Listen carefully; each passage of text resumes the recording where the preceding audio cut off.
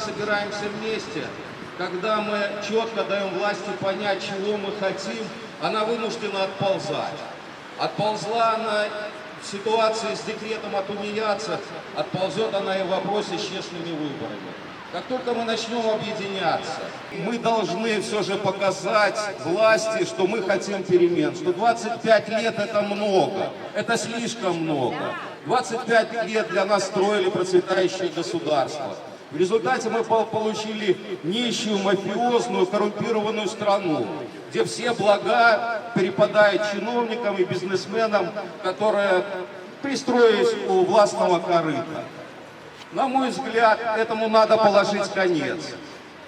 Выборы – это мирная смена власти. Друзья мои, если мы не хотим революции, значит, мы должны дать понять власти, что мы хотим честных выборов, мы хотим новых людей, мы хотим другую страну, европейскую страну. Живе Беларусь! Живе! Дякую, Миколай. Сапраўды, тое, што ён сёння сказаў, і тое, што мы кажам падчас гэтай кампаніі, гэта выбары. Калі мы сабе зададзім пытанне, кожны з нас, ці сталі мы за 20 гадоў жыць лепш? Я думаю, большасць з нас скажа, што не. А чаму? Таму што мы не абіраем уладу, мы не абіраем прэзідэнта, мы не абіраем дэпутатаў, мы не абіраем суддзей, мы не абіраем мэраў гарадоў. Усе гэтыя людзі, якія кіруюць нашай краінай, назначаюцца адным чалавекам. Калі зменіцца сітуацыя з выбарамі, тады зменіцца і сітуацыя ў краіне. Дэмакратычная супольнасць распрацавала свае змены ў заканадаўства аб выбарах, у выбарчы кодэкс, і мы пра гэта кажам у межах кампаніі права выбара, назірання кампаніі права выбара. Мы кажам гэта як палітычныя суб'екты, што трэба, каб фармаваліся участковыя камісіі з прадстаўнікоў палітычных партый і грамадскіх аб'яднанняў, з прадстаўнікоў кандыдатаў у дэпутаты.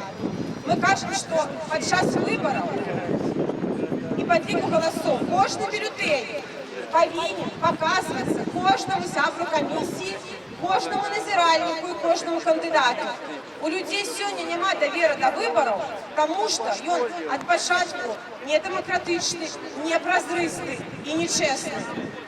І па выніках мы маем чыноўнікаў замест дэпутатаў, якія прымаюць рашэнні і законы не ў інтарэсах людзей, а ў інтарэсах улады, якая гэтых дэпутатаў назначыць. Мы павінны гэту сітуацыю змяніць.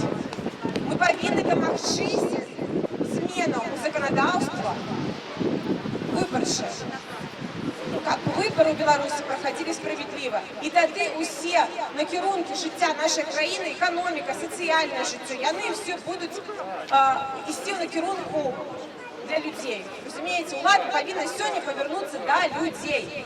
Яна зараз сама сабе, яна не разумее, што адбываецца ў краіне. Ей гэта не цікава. Мы павінны ёй казаць, што мы не задаволеныя палітыкай, якая сёння адбываецца.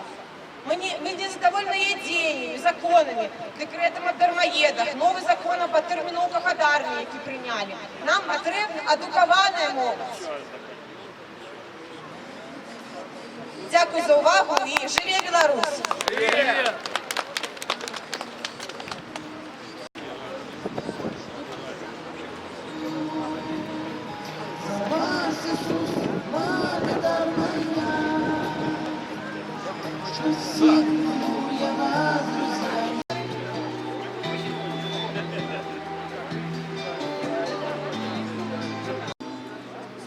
Когда в Библии сердцем читаю откровения благие твои, Дух Святой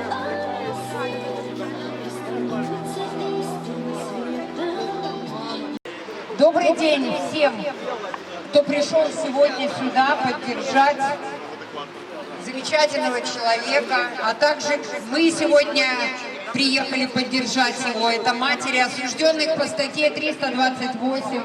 Кто еще не знает, это наркотическая статья, которая сейчас у нас в Беларуси называется уже народной. Вы знаете, мое желание было выдвинуть свою кандидатуру в депутаты не спонтанным, но в то же время для меня неожиданным. я не делаю себе какую-то карьеру, это все шло от души, от сердца. Желание сказать как можно большему количеству людей о той беде, которая в нашей стране существует, это наркотики, это беда каждого белоруса. Независимо от того, любите вы своих детей или кто-то, может быть, на них уже махнул рукой, неважно, воспитываете вы их, они у вас получают по 2-3 высших образования, но эта беда может коснуться любого человека. На самом деле нашему правительству невыгодно сделать так, чтобы наркотиков в стране не было. Наркотики рекой льются в нашу страну. И наказывают за это молодежь, детей от 16 до 30 лет. Это молодежь, которая сидит в тюрьме. Поэтому я хочу сказать огромное спасибо ребятам, которые в свое время помогли, дали мне возможность стать кандидатом, потому что идти сбором подписи было бесполезно. Мои подписи зарезали бы на первом же этапе. Сейчас у меня есть возможность говорить каждому белорусу, что в нашей стране надо начинать менять с самой верхушки. Как только мы поменяем верхушку, в нашей стране все пойдет по-другому. У нас не будет так много той коррупции, с которой 25 лет боремся и никак не можем ее победить.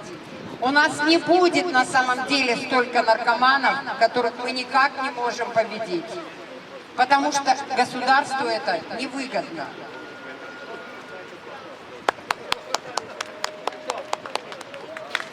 Без них уже нам ну никак нельзя. Они бесценны, все друзья Бога.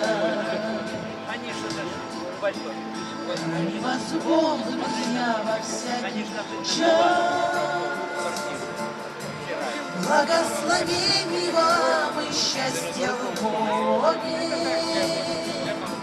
Христу принадлежит хвала сейчас. И в небесах, в Его святом чертоге. Как хорошо, что есть у нас друзья. От Господа друзей пусть будет много. Без них уже нам ну никак нельзя. Они бесценны, все друзья от Бога. Как хорошо, что Бог нам дал друзей. Далеких, но по духу близких.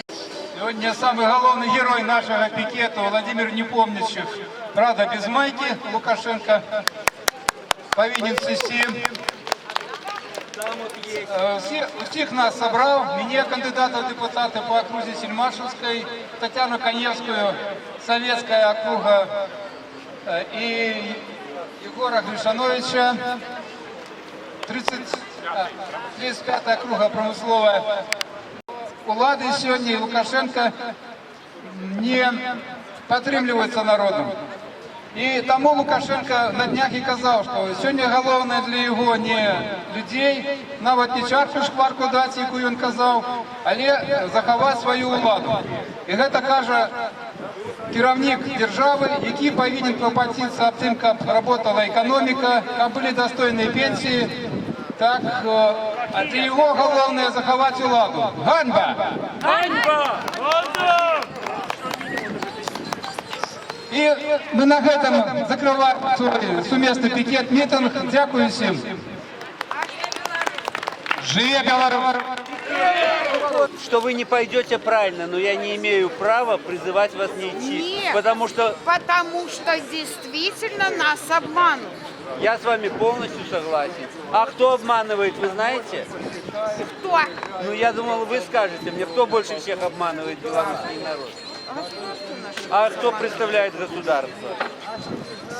Это же... Володя, ну все, мы пошли, живи Беларусь, мы пойдем завтра проголосуем. Нас обманывает кто? Лукашенко. Государство. Ну, это Поэтому я государство. голосовать не буду. Правильно. Здесь